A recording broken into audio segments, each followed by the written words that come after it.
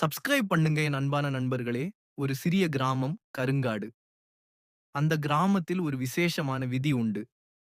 சூரியன் மறைந்ததும் யாரும் வீட்டை விட்டு வெளியே வரக்கூடாது. குழந்தைகள் அழக்கூடாது.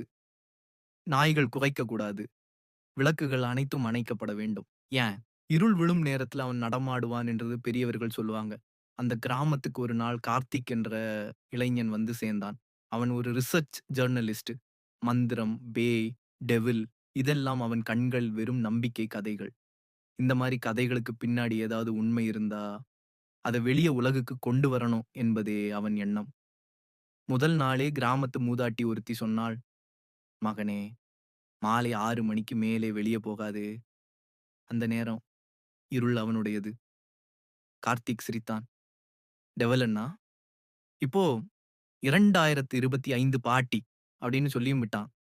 மாலை 5 மணி 55 நிமிடம் பிஎம். கிராமம் முழுக்க அமைதி. பறவைகள் கூட பறக்காமல் மரங்களில் ஒட்டிக்கொண்டது போல. 6 மணி இரவு. ஒரே நிமிடத்தில் எல்லா வீட்டு கதவுகளும் மூடப்பட்டது. கார்த்திக் மட்டும் கேமராவுடன் வெளியே. அந்த நேரத்தில் காற்றே உஸ்படாமல் நின்றது. டக், டக், டக் மண் வழியாக நடந்து வருவது போல சத்தம். கார்த்திக் திரும்பி பார்த்தான். யாரும் இல்லை. அப்போதுதான் கேட்டது மெல்லிய சிரிப்பு. ஒரு குழந்தை சிரிப்பு மாதிரி. ஆனால் ரொம்ப கோல்டு. காட்டுப் பாதையில் ஒரு நீளமான கருப்பு உருவம். முகம் தெளிவில்லை. கண்கள் இரண்டுமே சிவப்பாக மின்னியது. அவன் நடக்கவில்லை.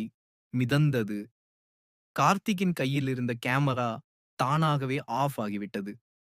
கார்த்திக் ஓட முயன்றான். ஆனால் கால்கள் அசையவில்லை. அந்த உருவம் பேச ஆரம்பிச்சது. எத்தன பேரு இதே மாரி வந்திருக்காங்க தெரியுமா? உண்மைய காட்டணும்னு. அந்த குரல் ஒரே நேரத்துல 1000 பேர் பேசுற மாதிரி. அந்த டெவில் சொன்ன உண்மை, பல வருடங்களுக்கு முன் இந்த கிராமத்தில் 20 குழந்தைகள் ஒரே இரவில் காணாமல் போனார்கள். அவர்களை எங்கேயும் தேடி கண்டுபிடிக்க முடியல. உண்மை என்ன தெரியுமா? கிராம மக்கள் தம்செல்வ்ஸ் ஒரு பயங்கர கருப்பு சடங்கு செய்தாங்க. அந்த சடங்குல டெவிலை அழைக்க பல உயிர்களை பலியிட்டார்கள். ஆனா டெவில் சொன்னது, "என்ன பயன்படுத்த நினைச்சீங்க. ஆனா என்ன கட்டுப்படுத்த முடியல." அந்த நாள் முதல் ஒவ்வொரு சூரிய மறையும் நேரமும் அவன் வருகிறான்.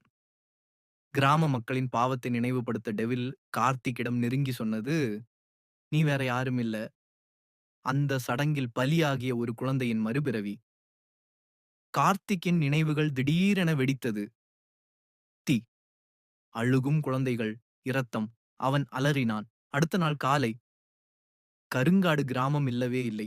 அந்த இடத்துல வெறும் காட்டுப்பகுதி. கார்த்திக் பற்றிய எந்த தகவலும் இல்லை. ஆனால் அவ்வப்பொழுது அந்த வழியாக போகிற பயணிகள் சொல்வார்கள், 6 மணிக்கு மேலே போனா ஒரு இளைஞன் நிழல் போல நிக்குது. கண்கள் சிவப்பா,